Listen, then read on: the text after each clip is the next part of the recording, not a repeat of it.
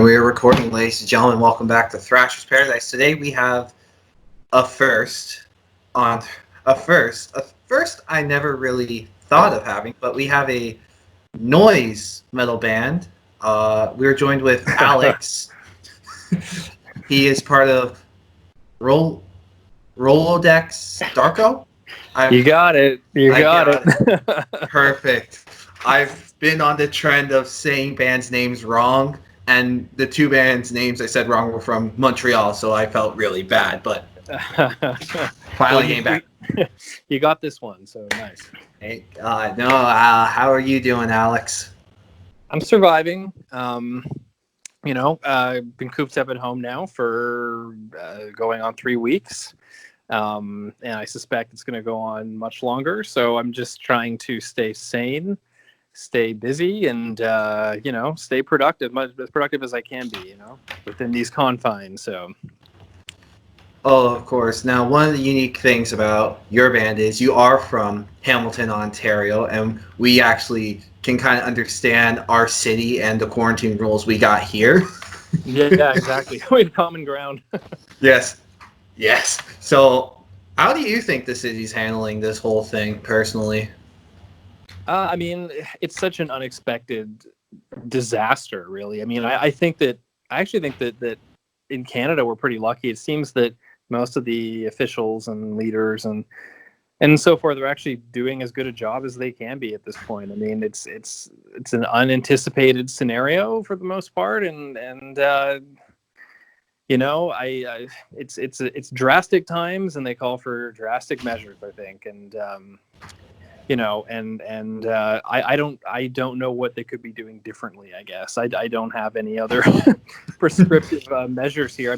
I wish there was some more sort of definitive timeline that we had, but of course, in the world of viruses, that's not exactly how it works. So I can't criticize anyone for that. And, it's just a matter of riding it out. We got to be resilient, I guess. And, and hope it ends sooner rather than later. Exactly. Now, I've been asking this a lot to bands, and this I feel especially goes to you now. With this whole quarantine thing going up, do you think this will rush new material to be uploaded to, I don't know, maybe a Bandcamp page in particular? I think we are going to see an influx of a lot of maybe hastily recorded demos and stuff, because there's at least from some bands I've talked to, and just knowing how bands operate, there's sort of a desperation to stay relevant a lot of the time, and this really does, which in normal circumstances leads to bands taking every possible show they can and not caring about who they're playing with and just making questionable decisions like that. And so in this newfangled era we're in now, I think we might see a lot of just like stuff just being thrown online in sort of a desperate bid to maintain the few listeners they have. For us, we were going to be recording in April, right? We were going to be going in to. This is like a hidden little secret we have. We were actually we were going to Jukasa in April to do some tracks with the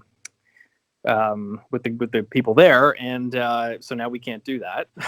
So that's been now postponed till like August at the earliest, we're thinking. So in the meantime, the band is really we've been doing some like live stream stuff to Instagram, where like we'll individually do Q&As or something, or we've been having like much like this, like Skype meetings and stuff. But in terms of us throwing out material, I don't know. It's like it's so frustrating, but we can't just do that. We gotta wait and put it out when it's right, which isn't going to be anytime soon. Fair enough. Now, you already answered the next question I had was, does Rolodex Darko plan on doing live streams or Q&As on their social media? Anticipated the question. Yeah, well, yes. I could further. We'll be doing more. We've done, like, our singer Bob did one. Our guitar player is going to do one on Friday on our Instagram. And we're going to try and keep up a fairly regular, schedule like that. But yeah, that's going to be it. And in terms of new material, like I just said, we're gonna put it out when we can. Ugh, God, depressing. Sorry. Yeah, mood. I feel Yeah. that. No, so I am going to talk about a positive though. You do have a T-shirt up on your Bandcamp page, and it's very different compared to a lot of other metal band T-shirts. Just explain what was the main thought going into creating this T-shirt. Uh, you hit the nail on the head. I mean, it's to be as unmetal as we possibly could. And by doing so, I think that that's actually the most metal possible thing you can do, right? I mean, I think that heaviness is like a circle, like most things, right? It's not really a line of you're either one end or the other. It's more the two ends meet, and so you can be heavy with your skulls and your blood and all that, but then you can also at the other point on the circle that meets it right there, you have rainbows and pink and you know stereotypically unheavy things, which by their just virtue of being so contrasting with what is thought of as heavy, actually are much heavier than the skulls and crossbones and stuff. So yeah, so our shirt is it's decidedly nice. Unheavy in a sense, I guess. Yes. Now, next question is still about the T-shirt. What kind of flower is it on the T-shirt? I don't know what kind of flower. I mean, so what we told the artist was, we just gave the artist a rough idea. We just said, here's what we want: flower, vagina, pink. Do your thing. And he did that. And I mean, like when we work with artists and engineers and like peripheral people like that, I mean, we like to give them freedom. To add their own kind of vision in there.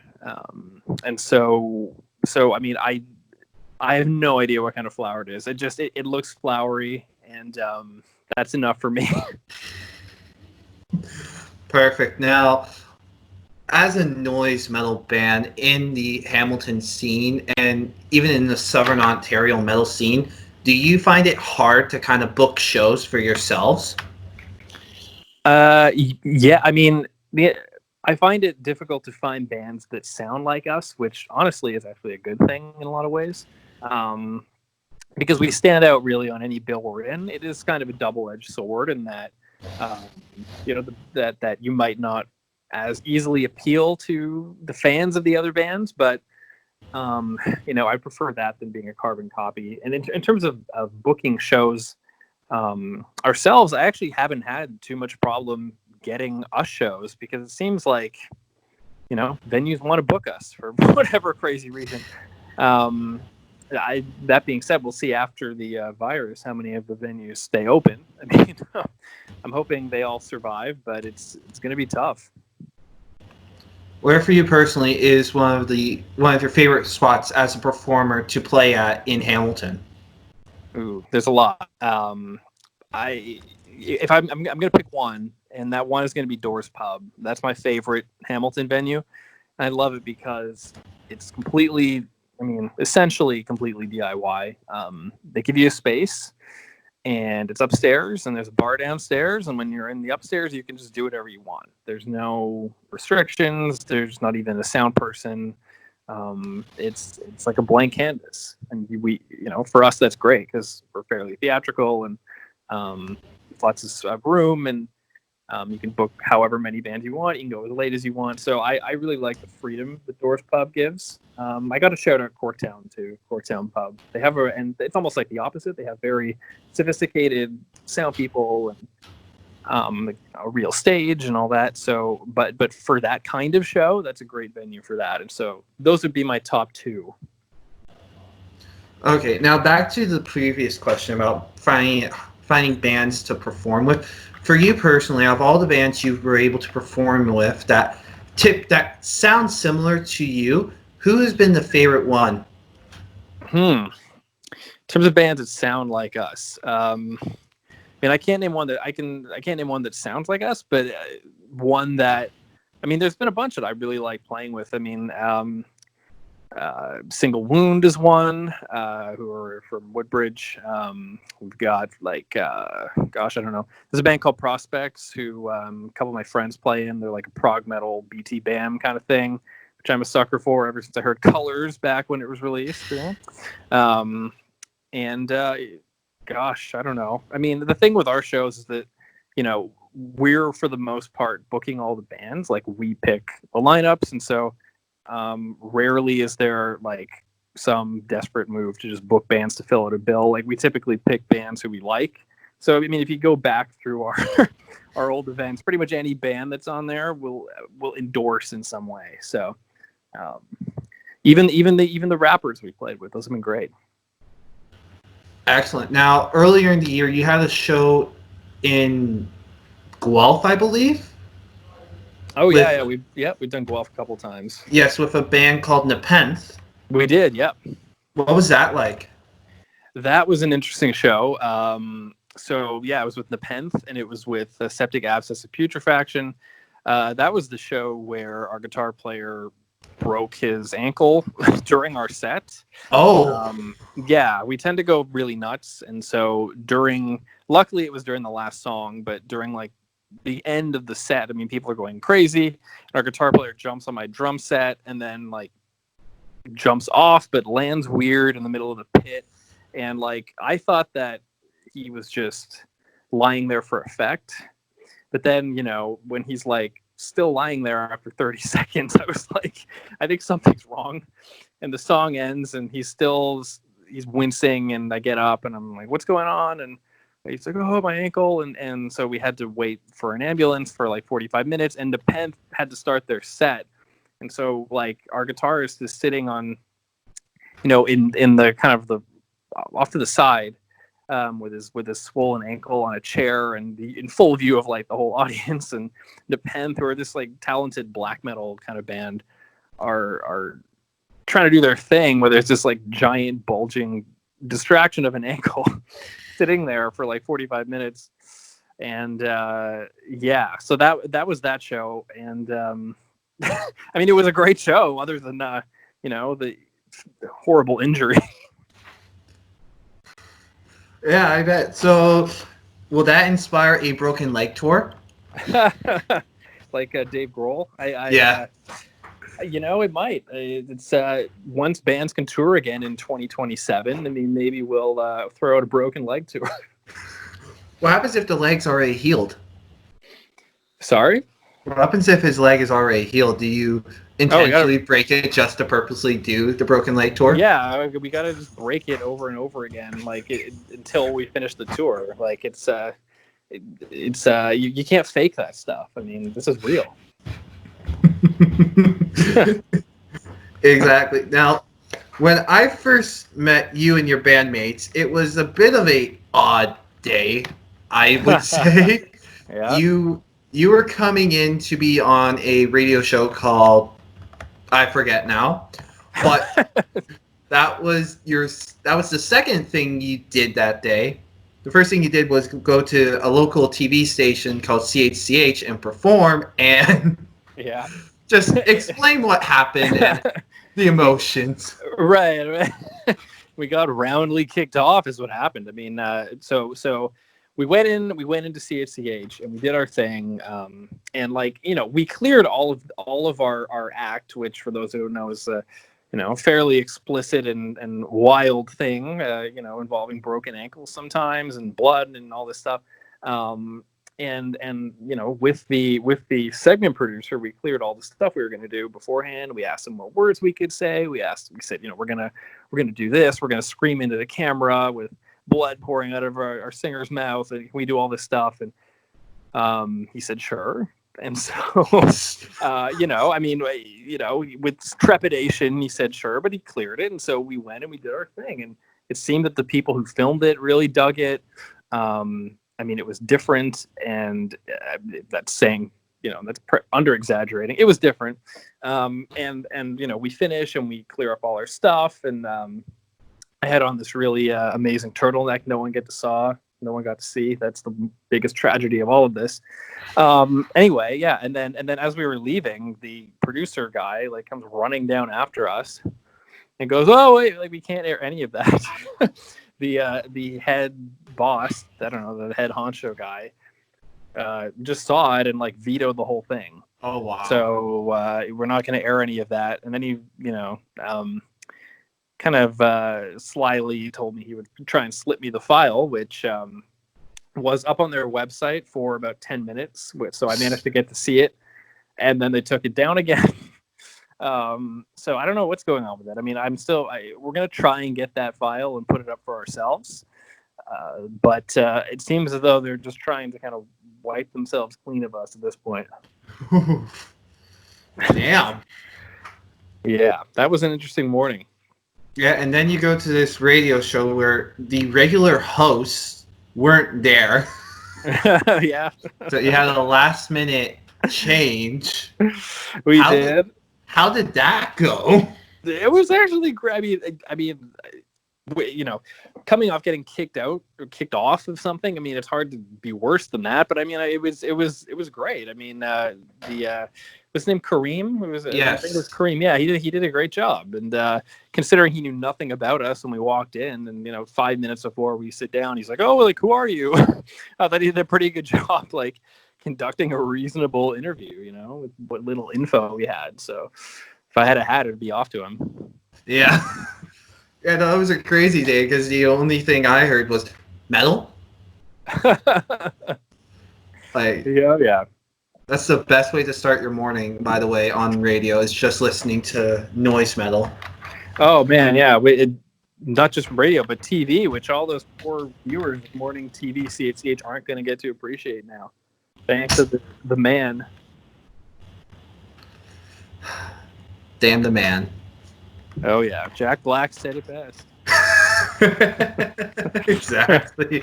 Now, besides being a noise metal band in the Southern Ontario music scene, what for you as a band makes you different? Gosh, what makes us different? I mean, I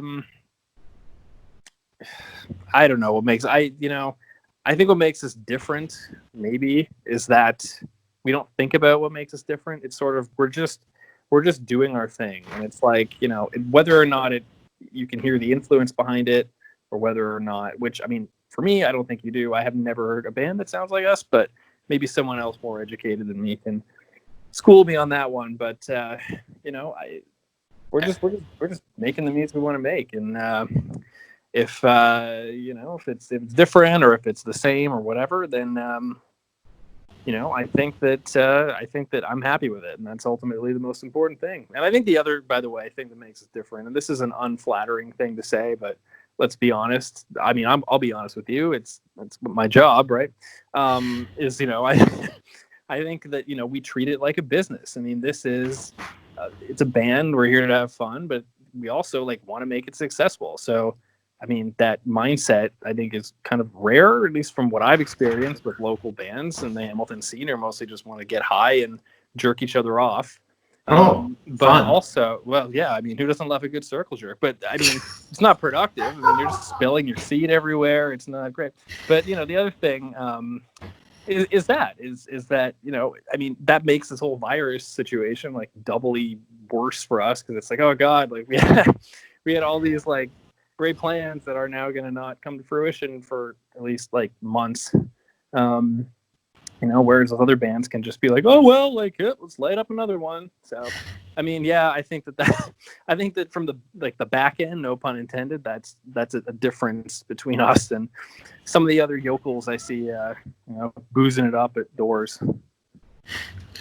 Awesome. And now it's time to ask one last question. We ask this to all of our first-time guests that come on. We call it a poser question to ensure we're not just talking to that guy that sits out of Cops Coliseum after a hockey game. All right. Hamilton jokes. I am that guy, but okay, I'm exposed. Oh no! You never told me this was gonna happen. I didn't know. I didn't realize. So the question is simple: who would win in the fight, Lemmy or God? Oh well, Lemmy. I mean, come on. Did I pass? Automatically as soon as you said Lemmy. Well, I mean, yeah, I mean, Lemmy would win. I mean, Lemmy would win because you can't lose a fight to something that doesn't exist. I mean, what is this? I mean, Exactly. It's all about Satan, man. This is metal. I'm trying to listen to Bathory here, and you're bugging me. What is this? I'm trying to play Father to Son right now off of Hammerheart. Nice. That's a great album. It is. Alex, thank you so much for coming on. Is there anything else you'd like to tell the people at home watching this? Oh, I don't know. Just wash your hands, and I guess when this quarantine's done, come see us. I mean, we're gonna need it. We're gonna need faces in that crowd. So I don't know. Stay safe. Excellent. Make sure to follow Rolodex. Close enough. Close enough. Rolodex Darko. Make sure to follow them on Facebook and Bandcamp. Is there anywhere else they need to follow you? Well, we're on Instagram. I mean, our Instagram is probably the most active. Facebook. We have Instagram, Facebook, and we're on Bandcamp for the shirt right now. So those are the three. Excellent. And until next time, keep on thrashing.